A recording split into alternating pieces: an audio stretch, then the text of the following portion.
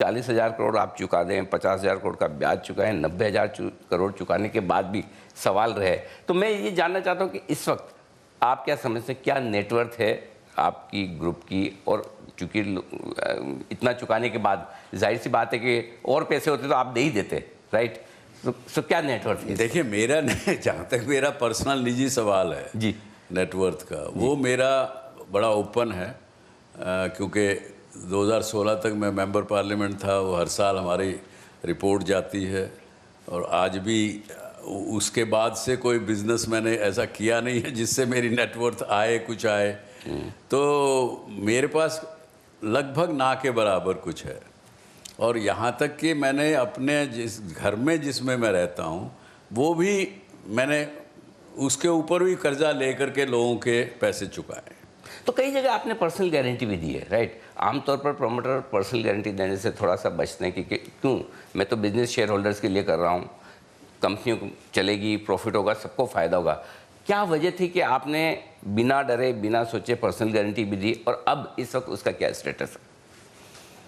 मैंने personal guarantee पहले कभी नहीं दी जी। जब ये 25 जनवरी से पहले के जो लोन जितने भी हैं पहले के ही हैं जी। 25 जनवरी के बाद तो कोई हमने ना लिया ना किसी ने दिया। अच्छा, गारंटी सारी उसके बाद दी गई है? क्या हुआ है कि 25 जनवरी 2019 के बाद बहुत से कुछ जो प्रोफेशनल मैनेजर लेंडर कंपनियों के हैं, फंड्स के हैं, वो आके बैठ गए, हमारी नौकरी चली जाएगी, हमारा ये हो जाएगा। तो मैंने पर्सनल गारंटी साइन कर दी। भाई, मेरी नीयत ठीक है, चिंता मत करो, मैं हूँ, मेरे बेटे भी हैं। तो मैंने वो गारंटी बाद में साइन की है, कोई पहले कोई गारंटी साइन नहीं थी। अच्छा। हाँ, सबसे पहले तो ये बात आपको बड़ी क्लियर होनी चाहिए। तो ये तो बड़ा प्रूफ है कि आप, बड़ा सबूत है कि आप अब अगर एक आध व्यक्ति कोई अगर पर्सनल गारंटी को इन्वोक करेगा, अगर करता, आज के दिन कोई पर्सनल गारंटी का कोई मैटर पेंडिंग नहीं है। ओके।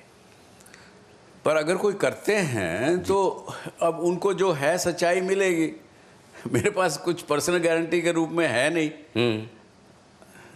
दूसरी बात जी, ये पर्सनल गारंटी होना ना होना, ये कागजी कार्रवाई तो ज़रूर है, लेकिन मुझे पता है कि जिस लैंडर ने हमारे साथ, बहुत से 95% लैंडर्स ने हमारे साथ बड़ा ऑनरेबली बिहेव किया, उसमें से 2-5 लैंडर ऐसे हैं जिनको कुछ ना कुछ नुकसान भी हुआ है।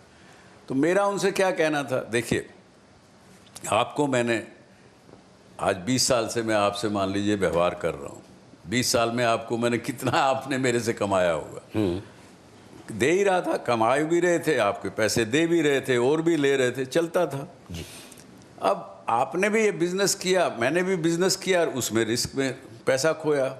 कोई अपने लिए महल बनाए हों, गाड़ियाँ खरीदी हों, जहाज़ खरीदे हों, कोई जुए में लुटा दिया हो, उम्र में कर, वैसा तो मेरे पास कोई आदमी उंगली नहीं टेक सकता। तो जो कुछ भी हुआ है वो बिज़नेस में नुकसान हुआ है। जी। तो वो भी बिज़नेस कर रहे हैं, आपको भी बिज़नेस में, आपने मेरे पर रिस्क लिया, आपको भी नुकसान हो गया। तो समझते हैं लोग, जो समझते हैं उन्होंने नक्की भी किया, सब कुछ किया। एक एग्जांपल उदाहरण के रूप में समझे जी।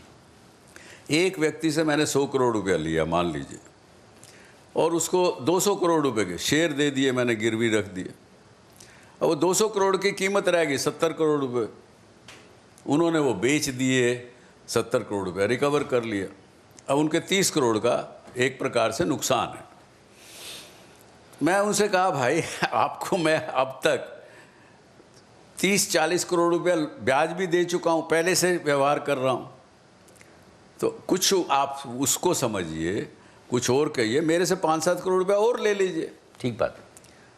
एक केवल गुडविल की बात है, व्यवहार की। कोई पर्सनली गारंटी भी नहीं है उस केस में जिसका मैं रेफर कर रहा हूँ बिना नाम लिए। 5-4 करोड़ रुपये और ले लो भाई, और कभी मेरे पास फिर आएगा तो फिर दूंगा। मैं लिख के मैं कोई कागज़ लिख के अपनी जेब में रखता हूँ जी।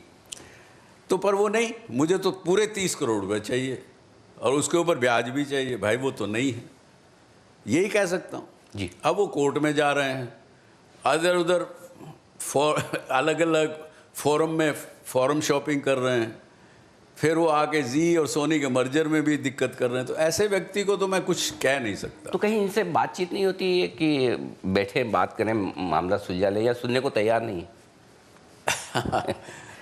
कोई आपके पास आए तो बात करिएगा।